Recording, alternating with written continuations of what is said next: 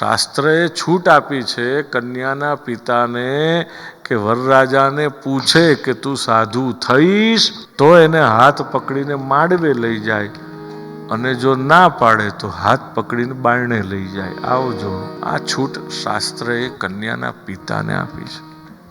કારણ કે લગ્ન કરીને જાય એટલે સૌથી પહેલી વસ્તુ એને કઈ જોઈશે સાધુ તરીકે? સહનશીલતા. કેમ?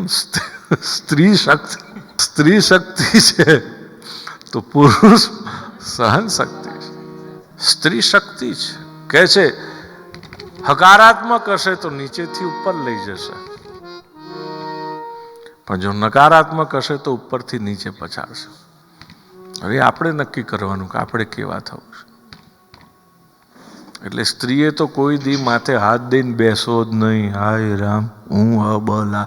અબલા છે ને, અબલા એટલે બળ વગરની નહીં, બળવાળી. પણ કેવી બળવાળી? કે જ્યાં કોઈ જાતની બલા પંચાત આવી શકે નહીં. એ અબલા. અ એટલે નહીં, બલા જ્યાં આવી શકે એનું નામ સ્ત્રી. પણ સ્ત્રી જ સ્ત્રીની દુશ્મન છે જગતમાં. બાકી પુરુષની તો સપનેય તાકાત નથી કે એની જોડે દુશ્મનાવટ ભરી શકે.